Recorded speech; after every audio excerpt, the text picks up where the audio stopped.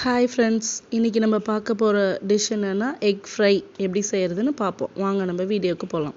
இதுக்கு தேவையான பொருள் என்னென்னா மிளகாத்தூள், கறி மசால் தூள், மிளகுத்தூள், பெருங்காயத்தூள், உப்பு, அவ்வளோதான்.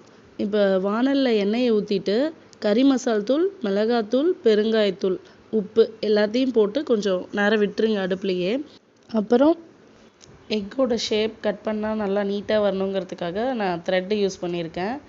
நம்ம நார்மலாக துணி தைக்கிற த்ரெட்லேயே கொஞ்சம் அப்படி வச்சுட்டு எக்கை இப்படி பிடிச்சி இப்படி இழுத்திங்கன்னா அது கரெக்டாக ஷேப்பில் வந்துடும்.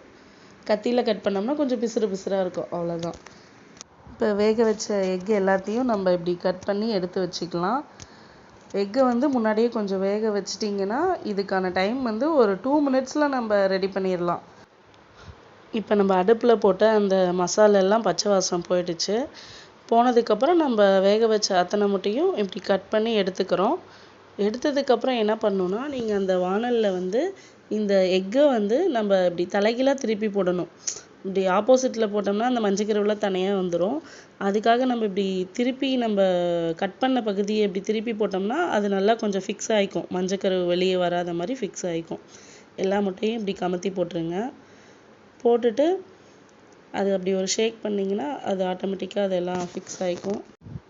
அதுக்கப்புறமேட்டு நல்லா கொஞ்சம் இப்படி கொஞ்சம் நேரம் அப்படியே விடுங்க.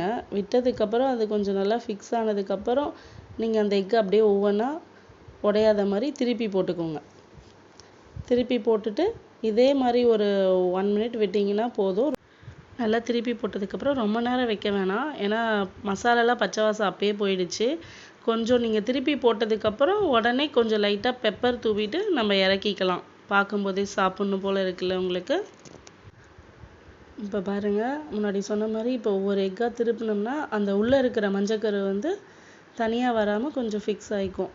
இதுவே நம்ம அப்படி ஃபஸ்ட்டு திருப்பின மாதிரி போட்டிருந்தோம்னா மறுபடியும் திருப்பி போடும்போது எல்லா மஞ்சக்கரும் அப்பயே வெளியே வந்திருக்கும். ஸோ ஒவ்வொன்றா இது மாதிரி பொறுமையாக திருப்பி போட்டுக்கலாம்.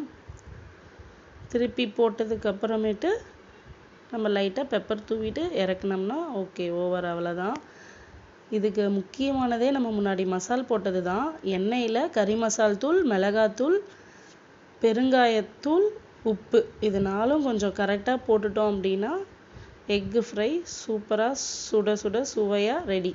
முட்டை பிடிக்காதவங்களுக்கு கூட இதை பார்த்தா சாப்பிட்ணும் போல் இருக்கும்.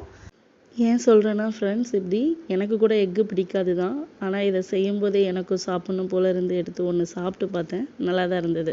இந்த வீடியோ பிடிச்சிருந்ததுன்னா லைக் பண்ணுங்கள், சப்ஸ்கிரைப் பண்ணுங்கள். தேங்க்யூ.